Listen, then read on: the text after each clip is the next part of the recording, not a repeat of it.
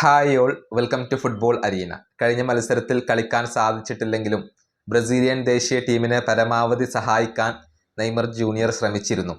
Cooling ബ്രേക്കിൻ്റെ സമയത്തൊക്കെ സഹതാരങ്ങൾക്ക് നിർദ്ദേശം നൽകുന്ന ഒരു നെയ്മറെ നമുക്ക് കാണാൻ കഴിഞ്ഞിരുന്നു.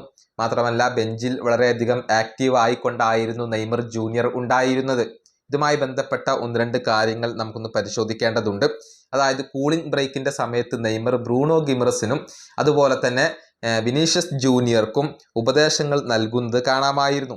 അതിൻ്റെ ലിപ്പ് റീഡ് ചെയ്തുകൊണ്ടുള്ള ഒരു പരിഭാഷ ഇപ്പോൾ പുറത്തേക്ക് വന്നിട്ടുണ്ട്. അതായത്, എന്താണ് നെയ്മർ ജൂനിയർ വിനിയോടും ബ്രൂണോയോടും പറഞ്ഞത് എന്നുള്ളത് ഇപ്പോൾ വ്യക്തമായിട്ടുണ്ട്. ബ്രൂണോ ഗിമറസിനോട് നെയ്മർ പറഞ്ഞത് ഇങ്ങനെയാണ്: നീയും കാസമിറോയും കൂടുതൽ ഓർഗനൈസ്ഡ് ആയിക്കൊണ്ട് കളിക്കണം എന്നായിരുന്നു പറഞ്ഞിരുന്നത്. അതായത്, കാസമിറോയും ബ്രൂണോ ഗിമറസും തമ്മിലുള്ള ആ ഒരു കണക്ഷൻ കുറവായിരുന്നു എന്ന കാര്യം നെയ്മർ മനസ്സിലാക്കിയിട്ടുണ്ട്. അങ്ങനെ രണ്ടു പേരോടും കൂടുതൽ ഓർഗനൈസ്ഡ് ആയിക്കൊണ്ട് കളിക്കാനാണ് നെയ്മർ ജൂനിയർ ആവശ്യപ്പെട്ടത്. അതേസമയം വിനീഷ്യസ് ജൂനിയറോട് പറഞ്ഞത് കൂടുതൽ വിങ്ങിലേക്ക് പോകൂ, അതുപോലെ തന്നെ ബോൾ പാസ് ചെയ്യൂ എന്നുള്ളതാണ്.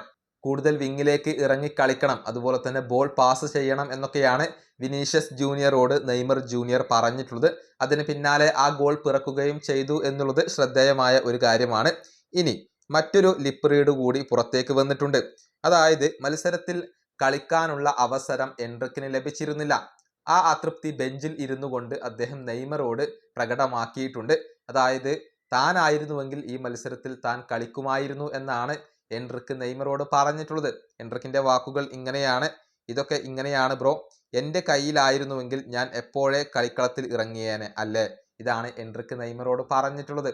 അതായത്, ഈ മത്സരത്തിൽ കളിക്കാൻ അവസരം ലഭിക്കാത്തതിലുള്ള ഒരു അതൃപ്തി എൻട്രിക്ക് നെയ്മറോട് പ്രകടിപ്പിക്കുകയാണ് ചെയ്തിട്ടുള്ളത്. തനിക്ക് തീരുമാനം എടുക്കാനുള്ള ഒരു അവസരം ഉണ്ടായിരുന്നുവെങ്കിൽ താൻ എപ്പോഴേ ഈ മത്സരത്തിൽ ഇറങ്ങിയേനെ എന്നാണ് എൻട്രിക്ക് ഇപ്പോൾ വ്യക്തമാക്കിയിട്ടുള്ളത്.